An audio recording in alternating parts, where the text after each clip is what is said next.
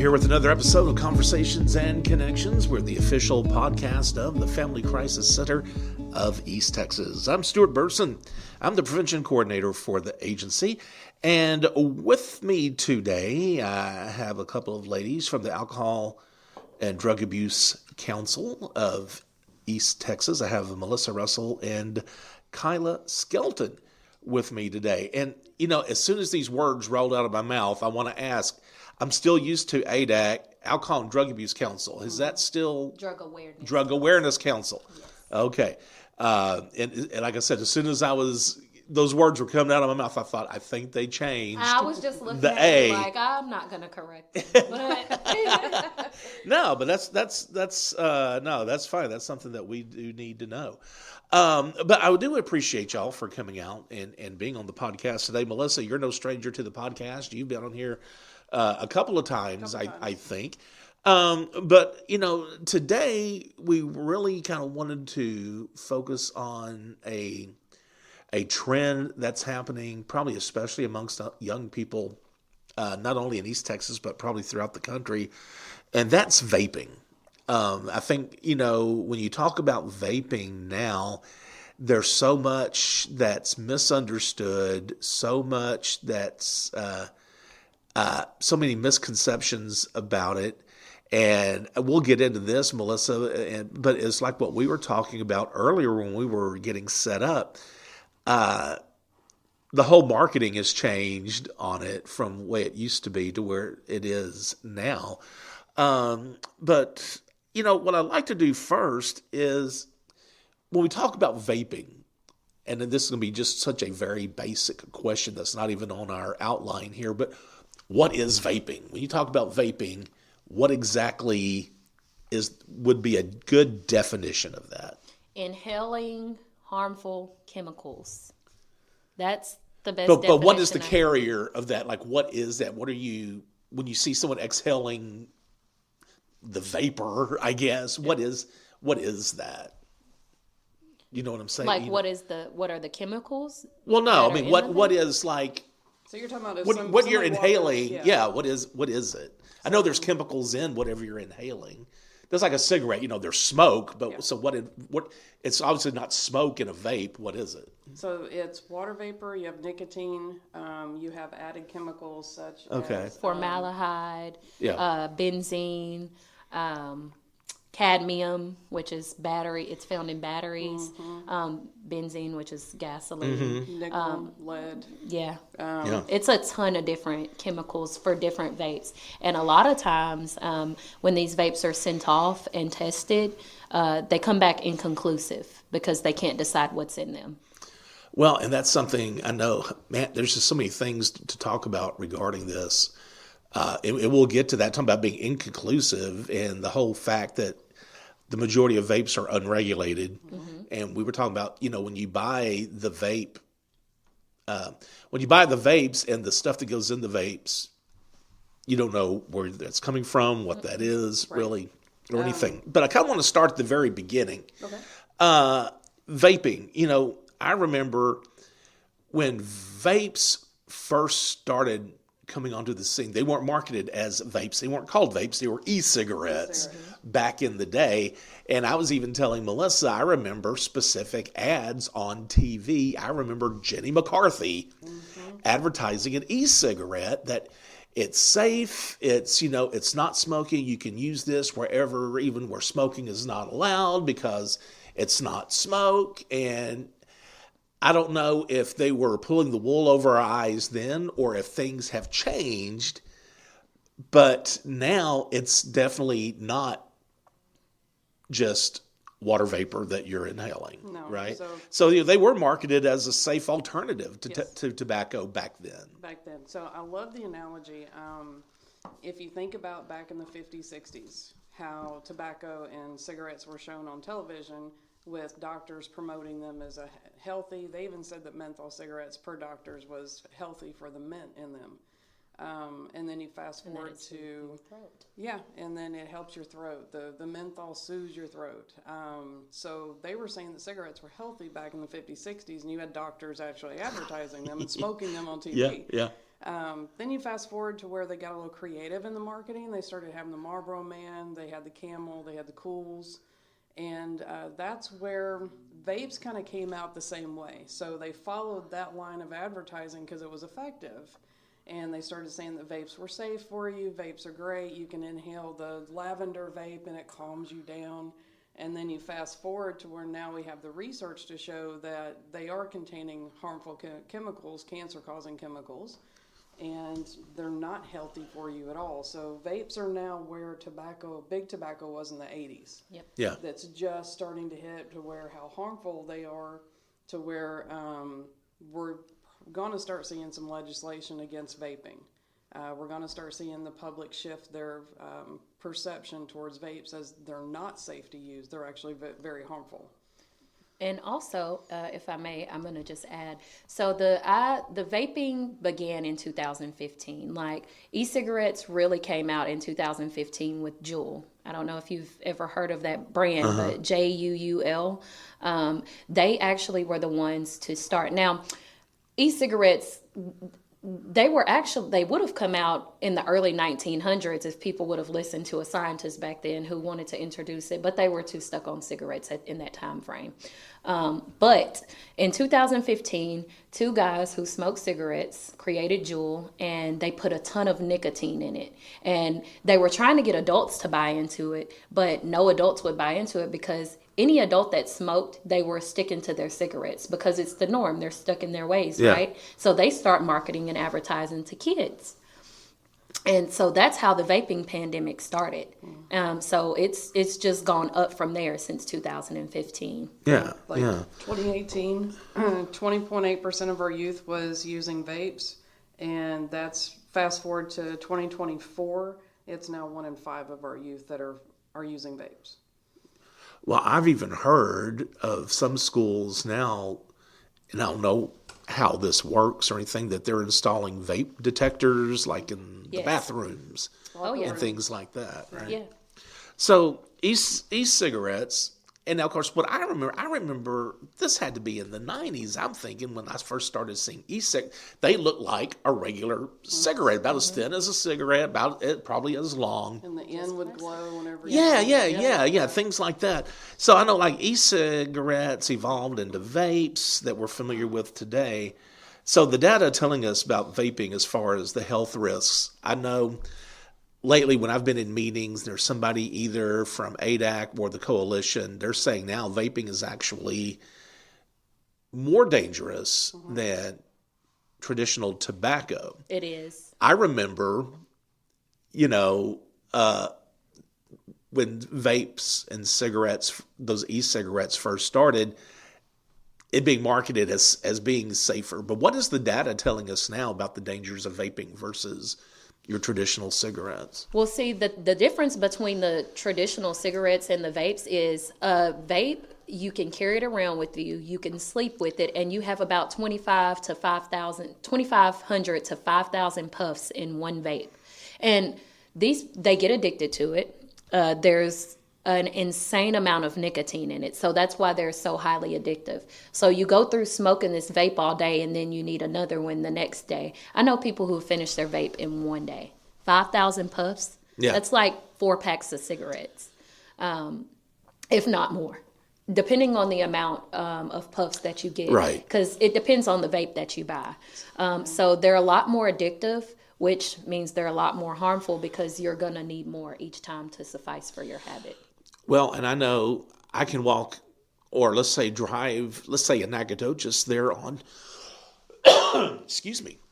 on North Street, and yet college students walking along the sidewalks there in front of SFA, you'll see these big clouds of vapor coming from all these students now. So I'm not surprised at what you're saying about the amount of young people who are vaping. Yeah. And not only that, the health statistics show popcorn lung, EVALI. There's a disease called EVALI that you can get strictly from smoking a vape. Like you can get it up to 10 minutes after smoking a vape, I believe is what it says. It could be your first time smoking a vape.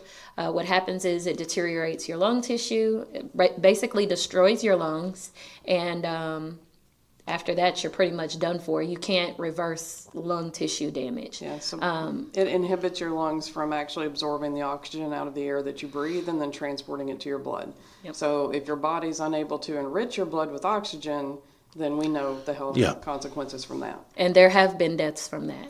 There was actually a death 2 years ago in Dallas, Texas, 15-year-old boy who died from it. It was too late when his parents finally found out that he was vaping. Well, I know one of the things that I've seen is now you have these vape devices, and you know, it's so obvious that they're marketing these to youth. They look like a USB drive, or they'll look like a pencil, or, you know, you guys were telling me now they have these vape devices that will connect to your phone and things like that. Even a hoodie. They have it. There are hoodies that are vapes. I don't know if Melissa's ever showed you, but there was actually a hoodie in this vape shop in Nacogdoches, and on the strings, you could just, you know how kids will chew on strings? Yeah. You put it in your mouth and you vape. It's like a hidden compartment for vapes. It's insane. Yeah. But they're definitely marketing to our youth. Yep. And then the material of the hood is made thicker to where if you see a kid hide their face with the hood of the hoodie, they're actually breathing the vape out. And so it won't billow out, I guess, and be noticeable. So these products, they're making products to help kids hide the fact that they're vaping from adults, which tells you that they know that you shouldn't be vaping if they're, you know, if they're trying to help them hide it. Right. Do y'all know what the usage is like here in East Texas, like adults versus teens? Let's say, for instance, East Texas has the highest rate of vaping and smoking tobacco in Texas, with adults and youth. What do you think that is? What do you think is so the normality special about East Texas? Just I would say the demographics, like you know, we have a lot of minority communities in our area, in Lufkin, East Texas, period, small towns. Like I said, normalcy, like people have been doing this since the war here, and it's continued. They see, like, for instance, I grew up seeing boys in my school at Central. I went to Central. They would do dip. You know, they would put the tobacco in their mouth, and they seen their parents do it their whole life. And I'm talking about kids who have successful parents. Their parents own a ranch, and they work on the ranch, and they're dipping, and they're spitting it into a water bottle, and they're getting called to the office, and the office is letting them go because it's normal, right? Right. So it's become a normalcy in our community, and I think that has a lot to do with it. And then just all the vape shops that have opened up recently and all of that too. So I was saying, to add to that, one thing the Nat King Coalition is working on for normalizing it, we have our local newspapers that have their best of competitions. We have one in Nacogdoches where they've added the category of best vape shop. So once you see that in a best of competition for your city, it really normalizes that vape shops are here. Hey, it's okay to vape. Yeah.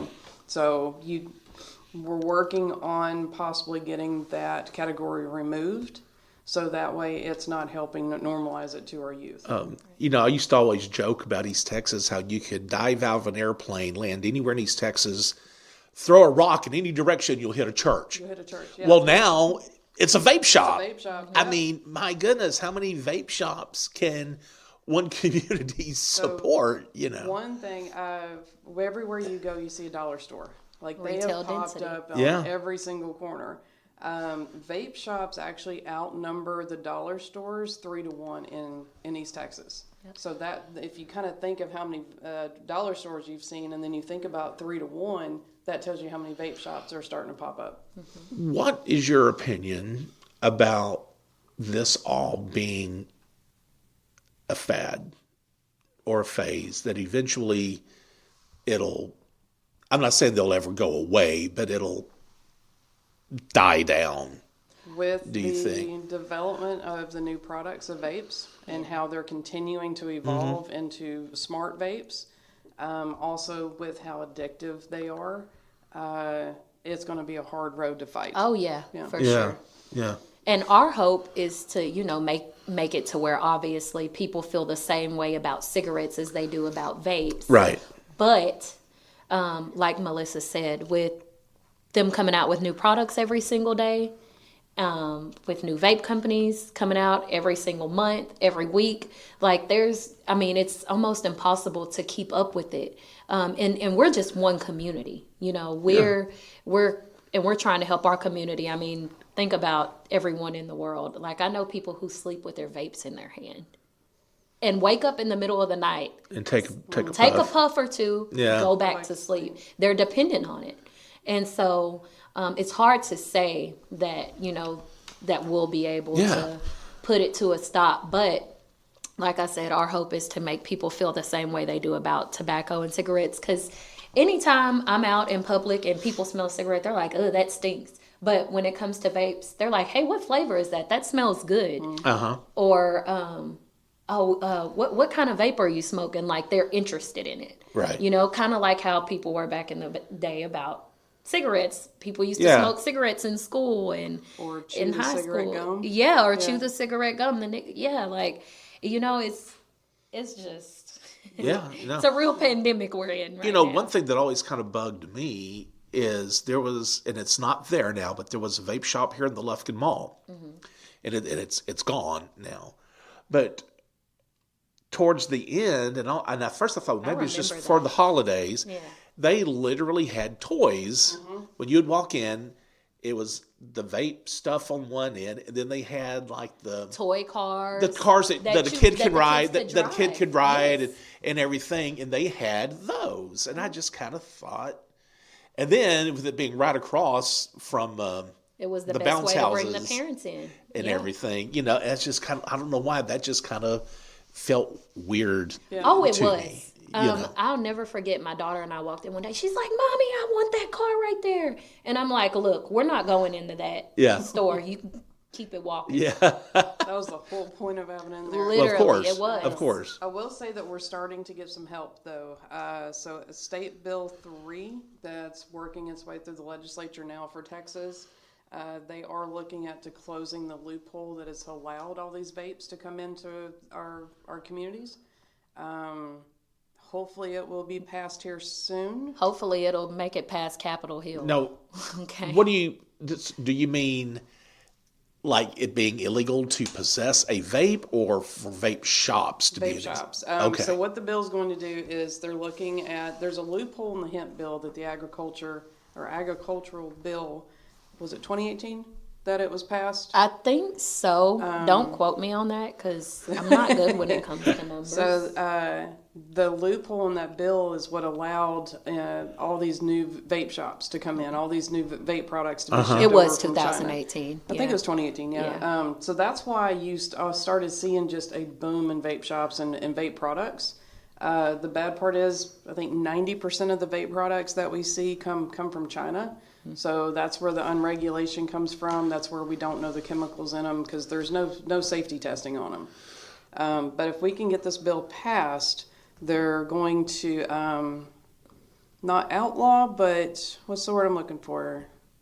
It's going after Delta 9, Delta 8, Delta 10, and any THC. Oh, it'll cannabinoid. restrict them from selling it. Thank you. Restriction is the word I was looking for. So they're looking at lowering the threshold of vapes that are being sold, and then also increasing the safety of the users. Because not only that, a lot of local gas stations and stuff, they're buying from retailers in China.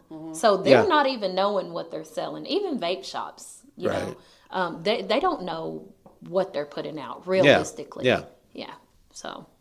Okay, and I just think I don't know, it's interesting, at least right now, there's heavy government regulations for tobacco and cigarettes, but We're starting to see that type of regulation come out now. Yeah. Okay. We're like I said, we're in the 80s phase where the big tobacco companies were being legislated and sued. We're in the 80s, just starting the 80s version of the vaping. Vape, yeah, for sure. Because Jewel is actually literally still going through court right now. Excuse me, because of the amount of nicotine that they were putting in their vapes were getting people addicted. They realized that they were marketing to the youth, so they're going through court right now. But guess what? I'm at the gas station the other day and I see an advertisement on top of the gas pump: buy one Jewel, get two free. Oh yeah. And so they're still advertising. They're just doing it in a different way. Now, I am completely ignorant about this world of vapes.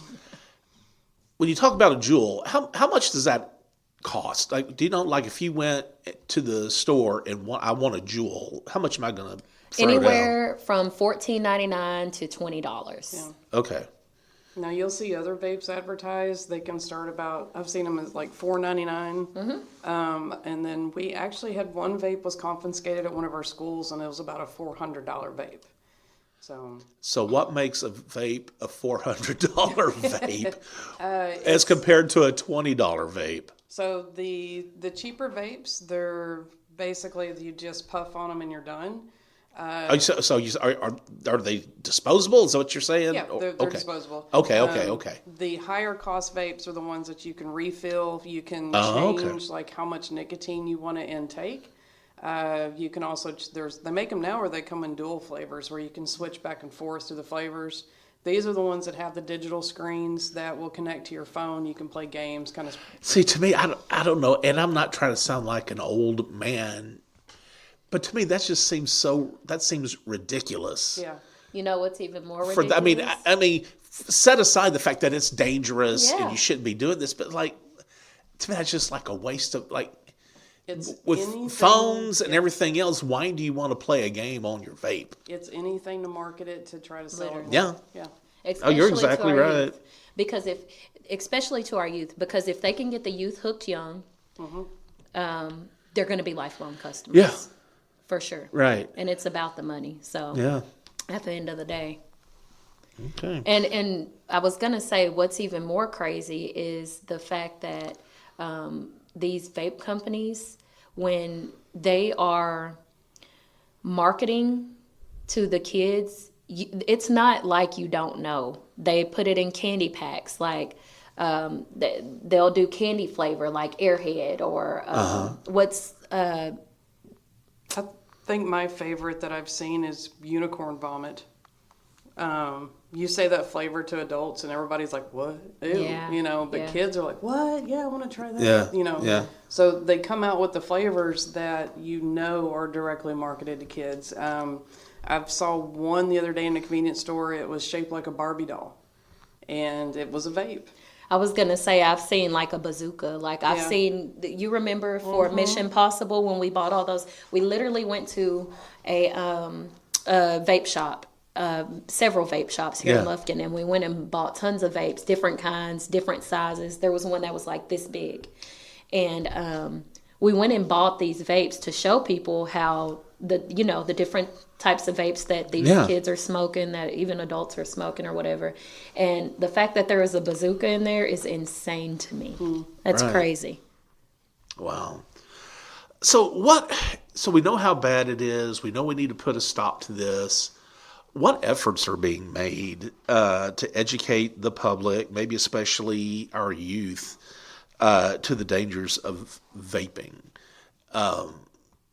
What can be done, or what is being done? So ADAC actually has these programs where, like Melissa, she's CCP, and I'm WowTech, working on Wellness Tobacco Education Coalition. And what we do is we go into schools or we go into local community groups and we educate them about the dangers of smoking tobacco and vaping.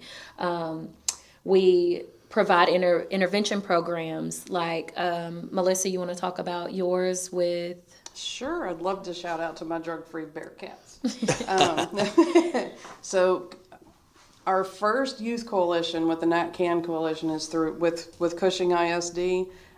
Cushing is an awesome partner for us, and we have 10 eighth graders that are part of our first ever drug-free coalition, and they're called our drug-free Bearcats. So far, they've volunteered to work at the concession stand during a home basketball game, so it kind of gets them out there. We're doing a program this Friday where they're going to help get the high school kids during their lunch to sign a banner pledging to be drug-free for spring break. They read the prevention announcements through the morning announcements that talk about the prevention theme of the month. This month they talked about vaping and vaping awareness.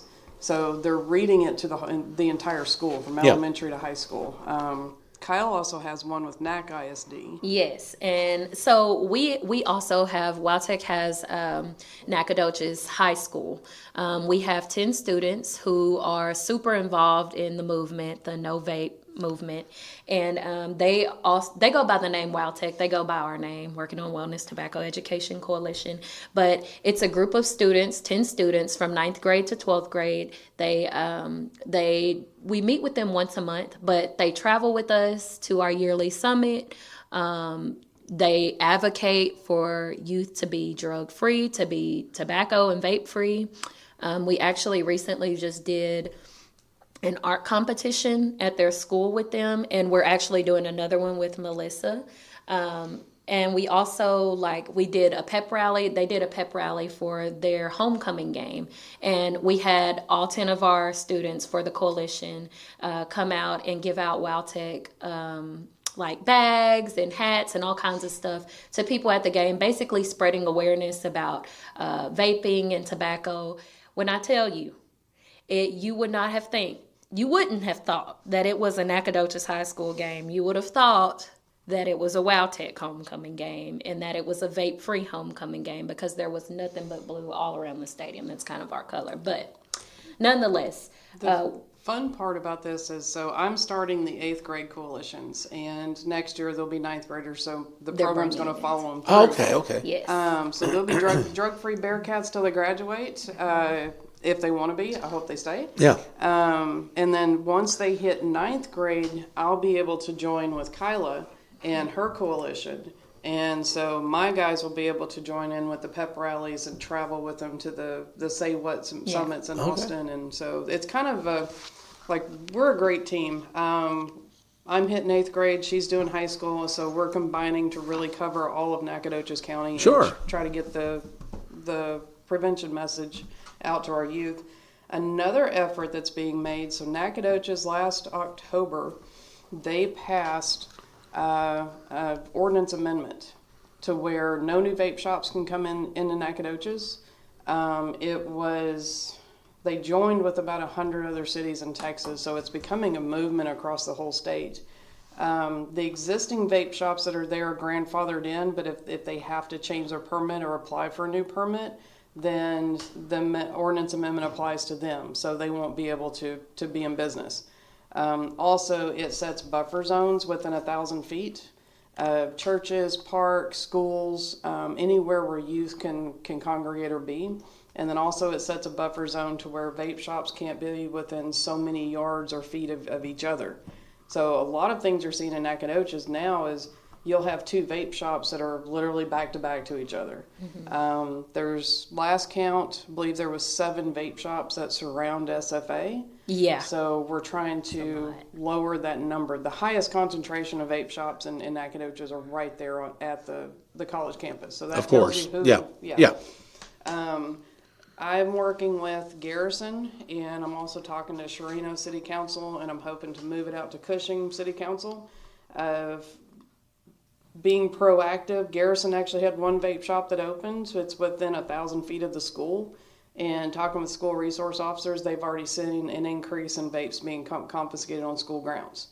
So if we can preemptively, in the cities that don't have vape shops, get those ordinance amendments, then we're being proactive instead of reactive. But I'm working with Garrison to see if we can put something in place for their city as well. With vapes really essentially not being regulated, let me ask you this.